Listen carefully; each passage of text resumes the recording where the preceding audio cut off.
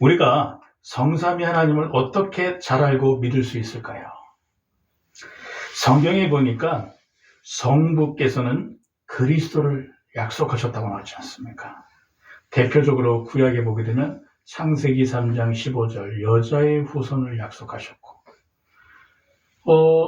아브라함을 통해서는 씨의 언약을 주잖아요. 내가 너의 씨로 장차 그리스도를 보낼 것이다. 창세기 3장 15절에 여자의 후손은 구별된 그리스도는 사람의 모습을 하고 있지만 그는 참 하나님이고 그는 참 인간인 그리스도가 바로 여자의 후손이다 말한 것이죠.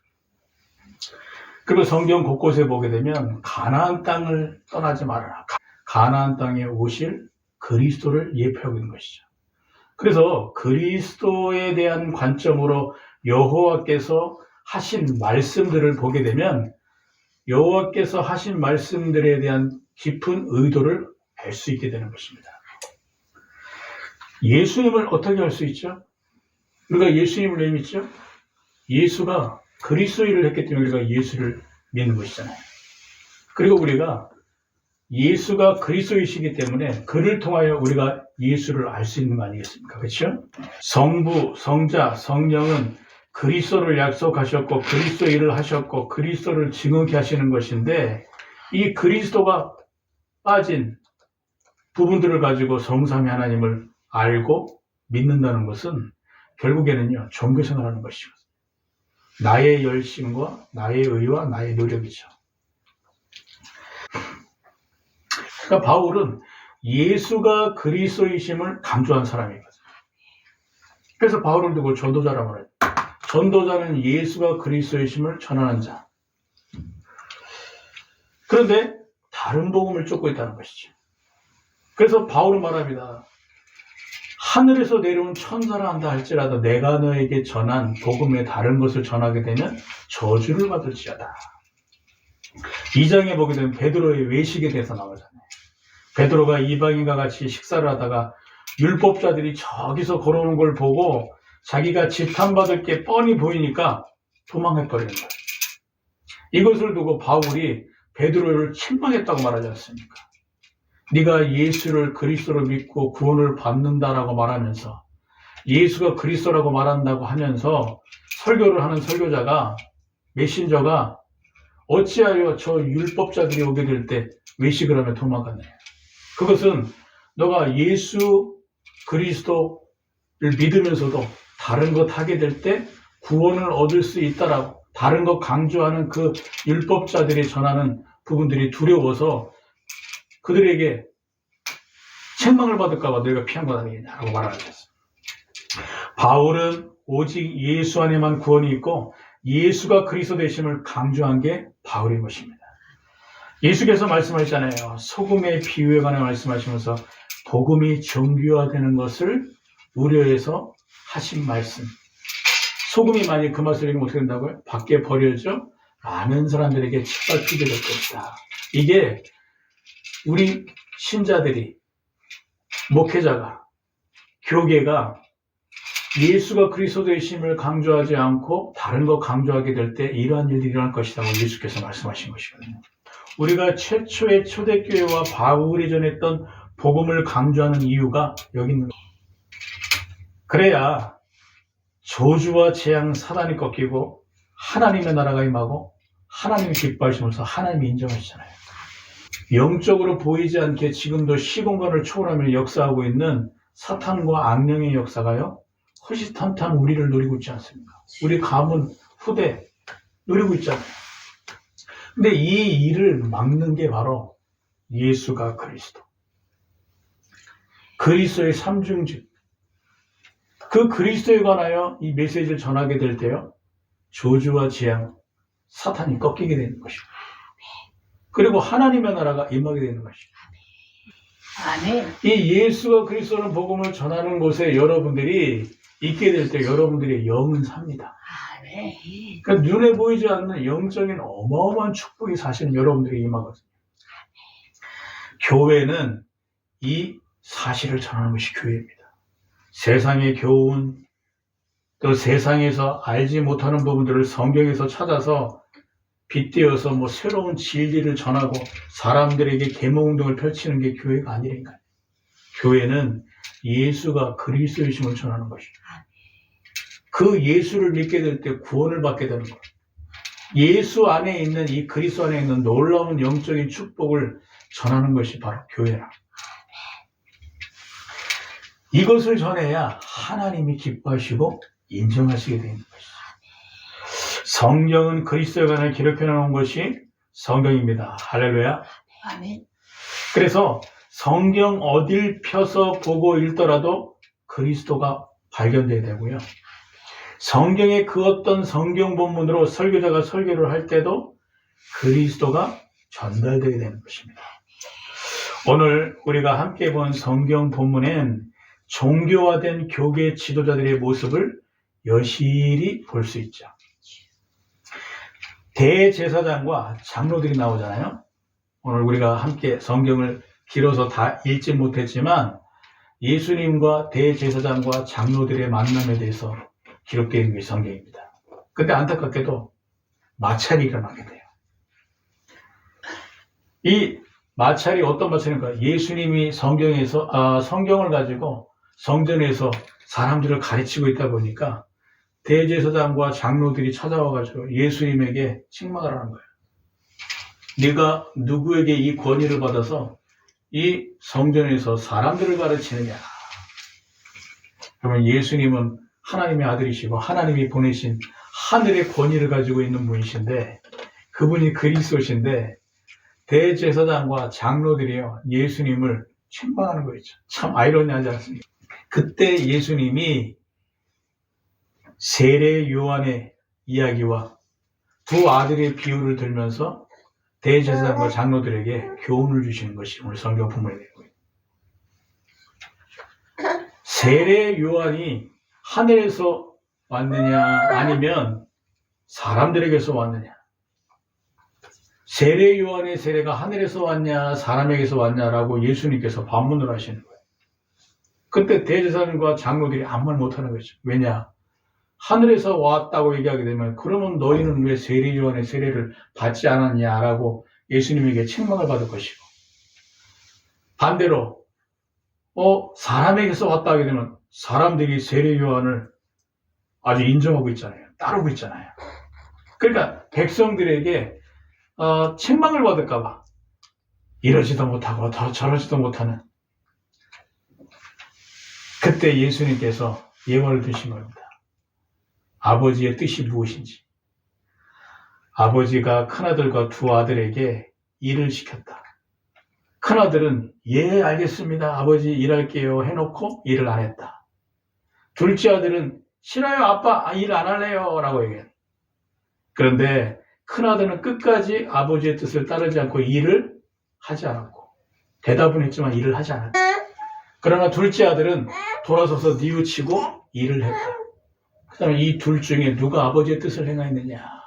예수께서 비유로 대제사장과 장로들에게 메시지를 하는 거예요. 제자들 앞에서 메시지를 하시는 거예요. 그래서 예수님이 뭐라고 말씀하시냐? 세례 요한의 이 세례를 통해서 세례 요한이 그리스도를 예비하고 그리스도를 전한 마지막 선지자였었는데 너희가 믿지 아니하였도다. 반대로 세리와 창녀, 소외되고 사람들에게 외면받는 그들은 원래는 믿지 않는 자들이었지만 그들이 돌아서서 뉘우치고 세례 요한의 세례를 받고 그리스도를 구주로 영접하지 않았느냐. 하나님의 메시지를 받아들였지 않느냐. 이 말씀을 대제사장과 장로들이 말씀한 것이죠. 이것은 무엇인가 하니까 종교화된 교계 지도자들의 모습을 여실히 드러내는 것입니다. 여러분 대제사장은 히브리어로 코멘 가둘이라고 합니다. 큰 제사장이란 뜻이죠. 유대교 제사장 중에 가장 우두머리. 대제사장은 본래 성막에서 제사를 담당하던 레위 지파 중에 우두머리입니다. 최초의 대제사장은 아론, 그의 장자가 대대로 대제사장의 직분을 감당했죠. 그러니까 실제로 이 대제사장의 권위와 권력은요 막강합니다. 장로는 히브리어로 시부 또는 자켄이라고 합니다. 수염이 많은 사람, 늙다라는 뜻. 그래서 시부 또는 자켄이라고 말하죠. 권위와 권력이 있는 자를 말하고 있는 것입니다. 구약의 장로는 시족 사회의 최고 연장자 또는 대표로 활동했던 사람. 신약에서는 예배 집행에 직접적인 책임은 없었으나 유대 사회에서는 제사장 다음으로 가는 지위를 가진 사람들이 장로들이었던 것이죠. 그러니까 이 둘의 공통점은 막강한 권력과 권위를 가지고 있는 거예요. 그러니까 쉽게 말해서 내가 예수님에게 성경에서 성경 가르칠 권위를 주지 않았는데 네가 왜 감히 성전에서 사람들에게 성경을 가르치냐 이 말이에요. 이걸 가지고 예수님께 태클을 걸어버리는 것이죠. 여러분, 저는 성경 본문을 통해서 대제사장과 장로들의 모습을 보고 많은 생각을 했습니다. 하나님이 이 성경 본문을 가지고 나에게 어떤 메시지를 주시기 원하시는 것인가? 왜냐? 이들은 교계 지도자들이잖아요. 오늘날로 말하게 되면 총회장, 노회장급이거든요. 그리고 한 교회의 담임 목사급이란 말이에요. 근데 저도 목회를 하는 전도자로, 지도자로 하나님 나를 부르셨는데 이들의 교계 지도자들의 모습을 보게 될 때 하나님이 나에게 주는 메시지가 무엇일까? 우리 교회에 주는 메시지가 무엇일까? 이 시대에 주는 신자들에게 하나님 주신 메시지가 무엇일까? 진짜 기도하게 하시더라고요. 깊이 생각하고 묵상하고 기도하는데 하나님이 제게 교훈을 주시는 거예요. 여러분, 교훈은 역사를 통해서 교훈을 얻을 수 있잖아요. 선진들이 걸어갔던 길을 통해서 잘못된 길을 역사를 통해서 배우고 다시는 후대들이 그 길을 걸어가지 말라고 역사가 있고 역사의 교훈이 있듯이 하나님도 성경을 통해서 우리에게 교훈을 주십니다. 선진들이 걸어갔던 잘못된 길을 걸어가지 말고 믿음의 선진들이 걸어갔던 그 믿음의 길을 걸어가라고. 오늘 성경 본문을 통해서 우리가 교훈을 찾아낼 수 있어야 돼요. 그래서 오늘 성경 본문을 통한 제목은요, 3가지 교훈과 응답이라는 제목을 가지고 여러분과 함께 나누기를 소원합니다. 첫 번째는 무엇인가 하니까 그리스도 중심의 사람입니다. 신앙, 성경, 전도와 선교, 교제, 헌신을 그리스도 중심으로 하라는 것이죠. 종교와 복음의 차이는 무엇에 중점을 두느냐가 종교와 복음의 차이인 것입니다. 종교는 행위와 노력과 선행과 봉사를 강조하는 데 중점을 두고 있고요. 복음은 그리스도, 이 그리스도를 믿는 데 중점을 두고 있는 것이죠. 그렇죠? 그러니까 이것이 무엇에 중점을 두고 메시지를 하고 믿느냐가 종교와 복음의 차이인 것이죠. 성경 본문의 성경의 주인공 예수께서는 처음부터 끝까지 그리스도의 일을 감당하셨잖아요. 성경 본문에서는 선지자 되신 그리스도께서 성전에서 성경을 가르치시는 것입니다. 이 선지자는 사람들에게 하나님에 대해서 알게 하는 게 선지자지 않습니까? 그러니까 선지자 되신 그리스도께서 성전에서 하나님에 대해서 알게 하는 것이죠. 이것이 바로 그리스도의 일이죠. 반드시 해야 될 일이죠. 그죠? 그런데 교계 지도자들은 이걸 보고 분쟁과 갈등을 일으켜버리는 거예요.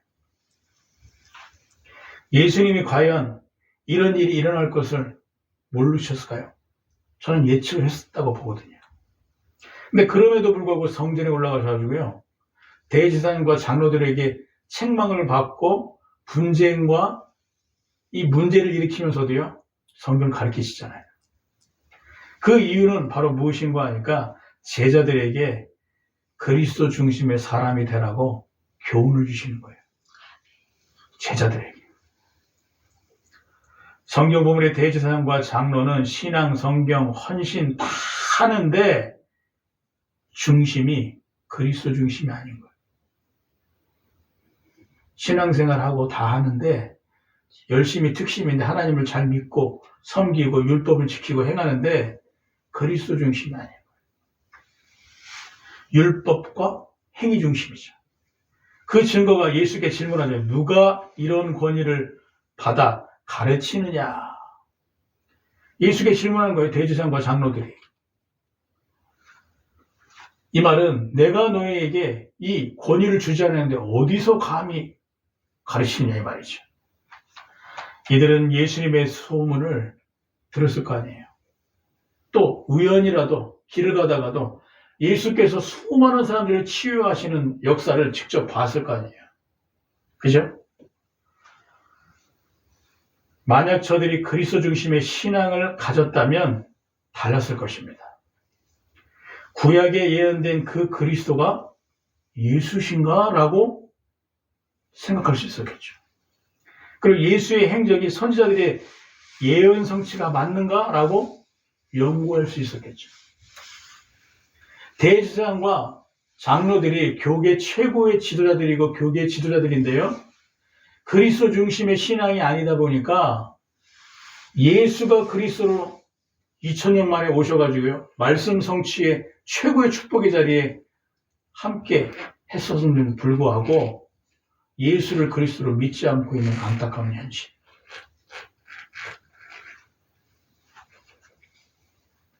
그리스도 대신 예수님을 영접하지 않는 것이죠. 거기에서 저들의 신앙이 그리스도 중심이 아닌 율법과 행위 중심의 신앙이라는 부분들이 발견되게 되는 것입니다. 그래서 우리가 무엇을 하든지 그리스도 중심의 신앙이 되게 되는 것입니다. 성경, 신앙, 헌신, 충성, 봉사, 설교, 전도, 선교, 예배 모든 것을 할 때 항상 그리스도 중심이 되어야 되는 거예요. 그래야 영적으로 보게 되면 사단이 우리 발 앞에 꺾이게 되어 있는 것이잖아요. 성경에 그리스도를 강조한 이유가 바로 무엇이죠? 우리가 그리스도 중심이 되어야 될 이유가 바로 무엇이죠? 사단은 그리스도 앞에서만 무릎 꿇게 되어 있는 것입니다. 바울이 로마서 10장 20절에 평강의 하나님이 속히 사단을 너희 발 아래 상하게 하시리라. 이 말은 사단을 너희 발 앞에 무릎 꿇게 할 것이다 라고 말한 것이거든요. 그때 바울이 로마서 10장의 인물들 한 사람 한 사람을 언급하면서 공통적으로 한 말이 있어요. 그 말은 무엇인가 하니까 그리스도 안에 있는 누구 그리스도 안에 있는 누구라고 말하면서 그리스도를 강조했거든요. 그리스도를 언급했거든요. 이것은 로마서 10장의 인물들 바울과 함께한 전도자들에게 그리스도 중심의 신앙이 되라는 거예요. 왜냐? 그래야 사단이 너희 발 앞에 무릎 꿇게 될 것입니다. 성경 본문의 교계 지도자들이 하나님을 위하여 충성, 봉사, 헌신, 제사 다 하는데 이스라엘은 로마 속국이잖아요. 어떻게 생각하십니까? 영적 지도자들이 그리스도 중심의 신앙을 가졌다면 과연 로마의 속국이 됐을까요? 전 아니라고 보거든요. 영적으로는 사단의 속국이라는 것이죠. 왜죠? 그리스도 중심이 아니니까. 영적 전쟁에서 피할 수밖에 없어요. 사단이 꺾이지 않는 것입니다. 교회가 부흥돼서 대형교회가 됐는데 왜 우리 교회에는 분쟁과 갈등이 끊이지 않죠? 라고 질문한다면 저는 이렇게 말씀드리고 교회에 사단이 꺾이지 않아서 그런 것이다. 사단이 꺾여야 교회 내의 분쟁과 갈등이 사라지게 될 것이다. 우리 가문은 3대째 예수를 믿는 가문이고 가문의 목사와 선교사도 있습니다. 그런데 우리 가문엔 왜 후대들이 정신질환으로 어려움을 겪고 있죠? 사단이 꺾이지 않아서 그래요. 그리스도 중심의 신앙이 아닌 종교와 율법, 행위 중심의 신앙이 되고 회개운동, 박예운동, 신비운동 같은 이런 운동을 하다 보니까 사단이 꺾이지 않는 거예요. 그래서 사단을 꺾어야 돼요. 저는 사단이 먼저 꺾여야 그 후대들이 살아갈 거라고 확신하거든요. 나는 모태신앙으로 어려서부터 지금까지 교회를 다니고 있는데 왜 우리 자녀들은 교회를 다니지 않을까요? 라고 질문한다면 사단을 무릎 꿇게 해야 된다라고 저는 답변 드리고 싶습니다. 성경, 신앙, 헌신, 충성, 봉사, 설교, 전도, 선교, 예배 하라 하지 말라가 아니에요. 그렇게 하면 된다 안 된다 이 수준이 아니라니까요. 영적으로는 사단이 꺾이지 않는 것입니다. 그래서 그리스도 중심이 될 때 교회 가문 후대에 역사하는 사단이 꺾이기 시작하게 되는 것이죠. 그래야 교회가요 평안하고 성령이 역사하시는 교회가 되고요. 그래야 가문의 후대들이 하나님의 큰 축복으로 놀라운 응답의 증인으로 서게 돼요. 그래야 후대들이 나와 함께 하시는 하나님의 역사를 보고 나도 내 부모와 같이 교회를 다녀야 되겠구나 라고 하고 교회를 다닐 수 있는 거예요. 사단이 그들에게 역사하고 있는데 그리스도 중심이 돼야 사단이 꺾이는데 그리스도를 놓치고 다른 것 중심이 되다 보니까 결국에는요 교회와 가문과 후대들이 무너질 수밖에 없는 거 아니겠습니까? 그래서 우리는 그리스도 중심의 사람이 되어야 되는 것입니다. 우리의 모든 것은 그리스도 중심. 신앙, 기도, 전도, 선교, 충성, 헌신, 봉사, 교제 모든 것이 그리스도 중심이 되는 것이죠. 이때부터 개인, 가문, 후대가 살아나게 되는 것입니다. 이것이 첫 번째 교훈이에요. 이것을 깨달았다니까. 나는 그리스도 중심으로 그리스도만 말하는 설교자가 되어야 되겠구나. 그래야 내가 살고 내 가문이 살고 내 후대가 살고 교회가 하나님의 쓰임받는 교회가 되겠구나. 그죠? 두 번째 교훈은 오직 그리스도입니다. 그러니까 맹모 삼천지교라고 말하잖아요. 맹자가 맹자될 수 있었던 것은 그의 어머니가 교육 환경의 중요성을 알고 3번 이사 가면서 맹자가 맹자될 수 있었다. 그래서 맹모 삼천지교라. 자녀의 교육을 위해서 3번이나 이사를 간 거예요. 이사 가는 게 만만치 않거든요. 참 이 훌륭한 인물 뒤에는 훌륭한 인물이 따로 있구나라는 걸 발견해요. 한 번은 우리 시연이가 고개를 절레절레 자주 움직여요. 혼자서 고개를 자주 절레절레. 제가 왜 저러나. 저와 제 아내가 저 고개 돌리는 걸 가르쳐 준 적이 없거든요. 근데 제가 하도 의아해가지고 제 아내한테 물어봤어요. 여보, 시연이가 왜 고개를 저렇게 자주 저렇게 흔들지? 제 아내 하는 말. 얼마 전에 큰처형이 왔다 가셨는데 큰처형이 제가 없을 때마다 도리 하면서 시연이에게 가르쳤다는 거예요. 그러니까 시연이가 어느 순간부터 혼자 있을 때 고개를 이렇게 도리 하면서 절레절레 흔드는 거예요, 좌우로. 저는 그걸 보면서 참 이렇게 환경이 중요하구나. 누구를 만나냐 이렇게 중요하구나. 그때 이후부터 저도 시연이 보면서 도리 가르치고 있거든요. 제가 교육자 때, 부교육자 때죠. 세상에 동화되어 가고 있는 저를 발견하게 되었습니다. 예배를 드린데도요, 예배 설렘이 없어요. 예배 드려야 되니까 예배 드려요. 말씀을 듣는데도요, 목사님의 말씀이 귀에 들리지 않고 집중이 안 되는 거 있죠. 그리고 부교육자 생활을 하는데 회의감이 되는 거예요. 하나님이 나를 부르셨지. 1000명과 소명과 사명이 가득 차가지고 신학교 다니면서 감사하고 기뻐하고 이랬던 제가 부교육자의 직분을 받고 교회를 섬기면서요. 어느 순간 세상에 동화되어 가고 있는 제 자신을 보게 됐대요. 왜냐하면 교회 안에 문제들이 많잖아요. 목사님의 문제, 장로님의 문제, 교회 안에 이런저런 문제를 보게 될 때 저는 그걸 보면서 참 성경에 나온 교회들과 어쩜 이렇게 다를까 이질감이 느껴지더라고요. 그래서 저도 모르게 세상에 동화되어 가고 있는, 다른 말로 종교화되어 가고 있는 제 자신을 부교육자 때 저는 발견하게 되었습니다. 그런데 정확히 알고 보니까요, 교회 문제가 아니에요. 어떤 특정 인물의 문제가 아니라니까요. 문제는 내가 문제였다고요. 복음화되지 못한 내가 문제. 예수께서 말씀하셨잖아요. 남의 눈에 티를 보느냐? 네 눈에 있는 들보를 먼저 봐라 말씀하시잖아요. 그러니까 너를 보라는 것이야. 나를 보라는 것이야. 문제 만나게 될 때 결국 나를 보라는 거예요. 제가 복음화가 되지 않다 보니까 문제가 되는 거예요. 과거 저는 복음 받기 이전에 우울증, 무기력증, 대인기피증이 있었거든요. 복음 받기 이전에. 그러니까 훈련을 받고 제가 이 부분들이 치유됐다고 생각했는데 아직 치유가 안 된 거예요. 그러다 보니까 교회 생활하면서 문제 만나게 될 때 사람을 피하게 돼요. 사람을 만나고 사람을 살려야 될 내가 사람을 자꾸 피하는 게 나도 모르게. 목사님 저기서 보이면 목사님 피하고, 장로님 보이면 이렇게 피하고. 대인기피증이 무서운 겁니다. 치유가 안 되면 이런 데니까요.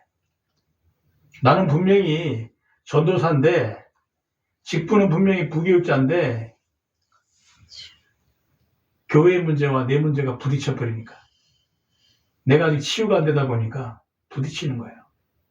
그러니까 결국에는요, 교회가 문제가 아니라 내가 문제였다. 복음화되지 못한다.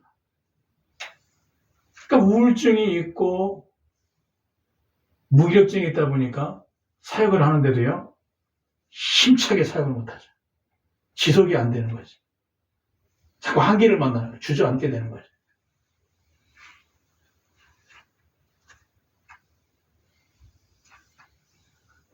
내가 문제 속에서 답을 찾고 하나님을 찾고 기도하며 그리스도의 복음으로 승리하면 되잖아요.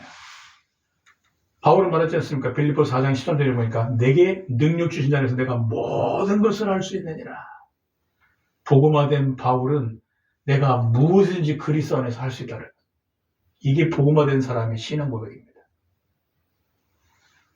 여러분 교회 안의 문제, 가정의 문제, 여러분 개인의 문제 많잖아요. 그렇죠? 그게 문제가 아니래요. 하나님 보실 때 문제는 여러분이 그 문제를 보고 있는, 문제 속에 빠져 있는 복음화되지 못한 게 하나님 보실 때는 문제라.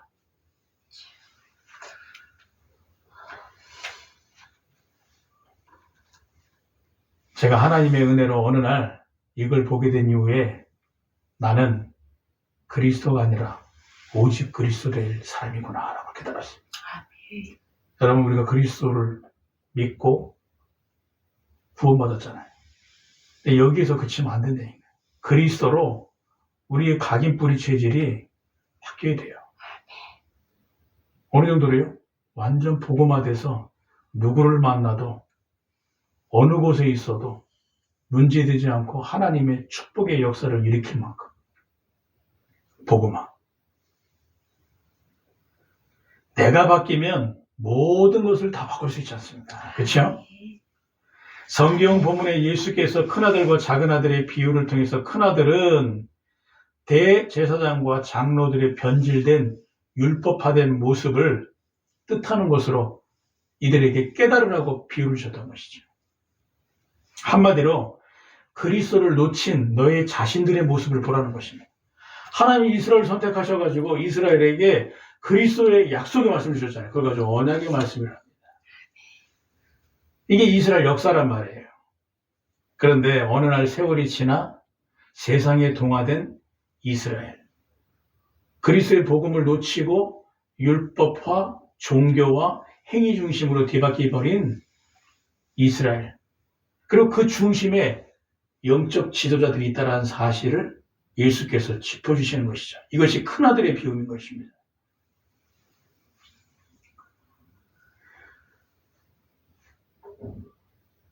우리가 복음화되지 못하면 언젠가는 변질되게 되는 것입니다.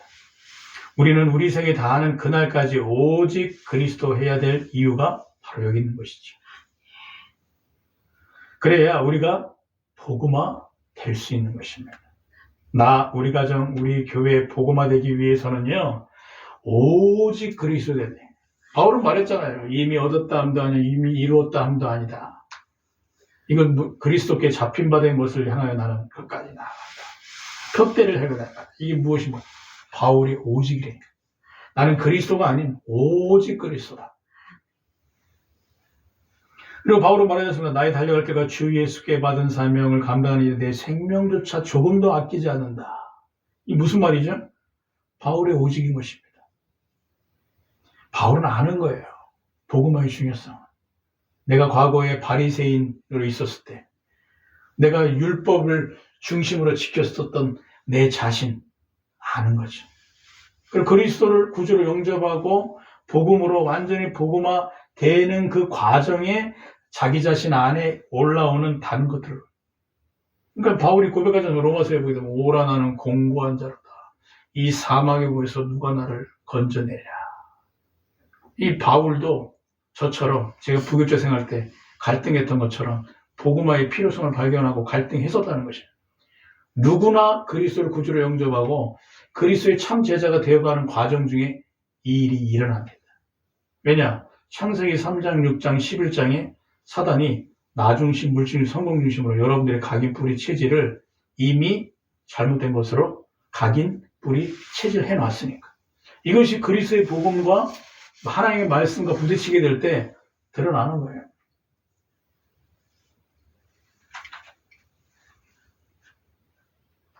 저는 이걸 보면서 오직 그리스도.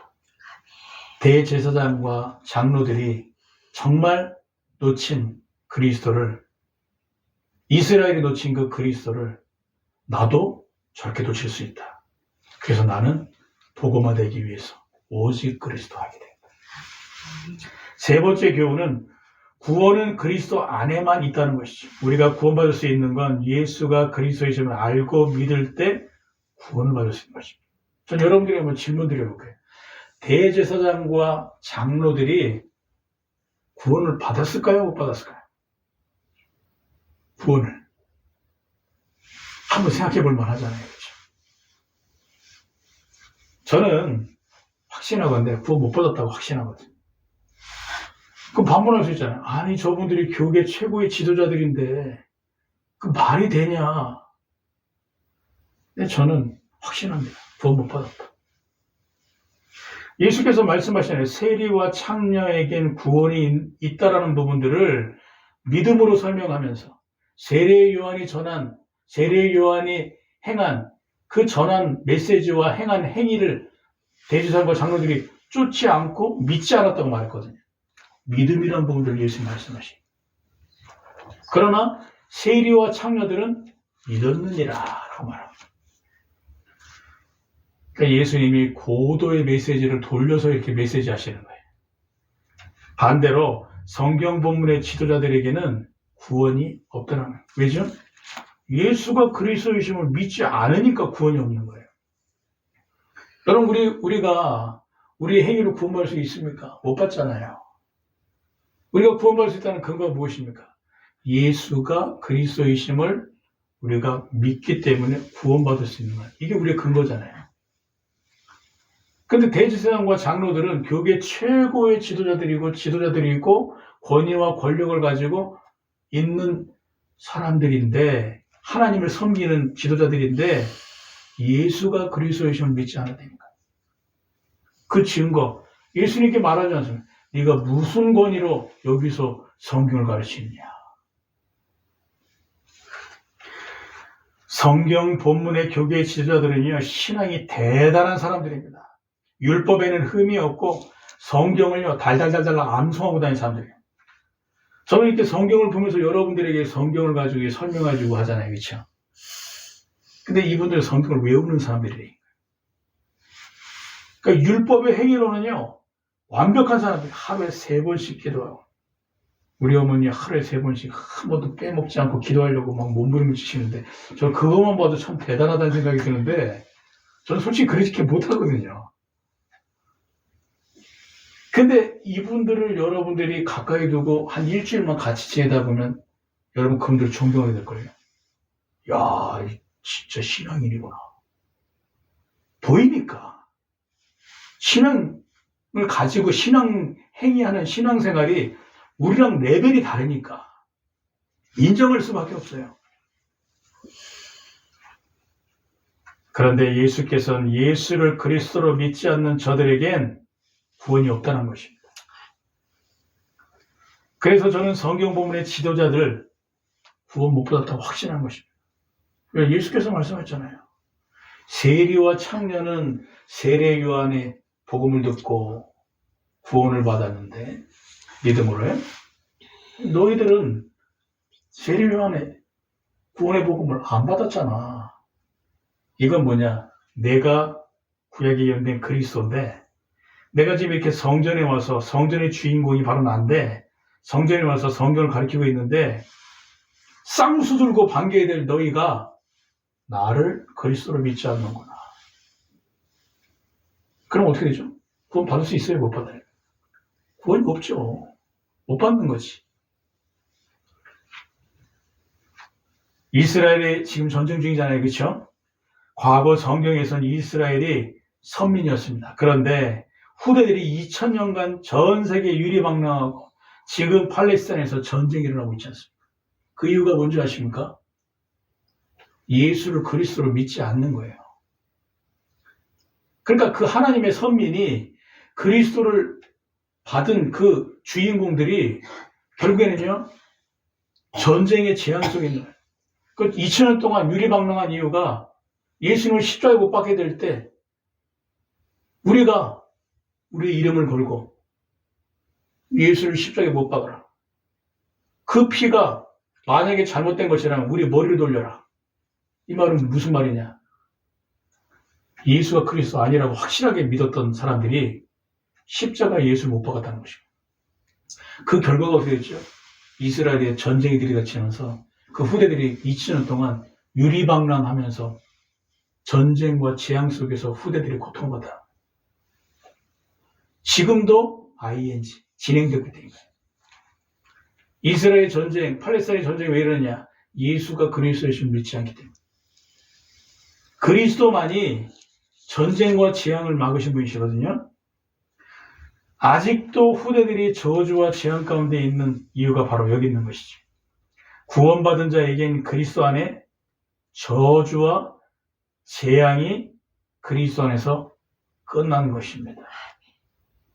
그러니까 우리는 아직도 우리의 행사를 보게 되면 그런데 하나님 보실 때 우리는요, 의인이라. 왜냐? 우리가 그리스도를 믿으니까. 그리스도를 붙잡고 있으니까. 하나님 보실 때는 우리가요, 저주와 재앙 속에서 구원받은 하나님의 자녀라니까요.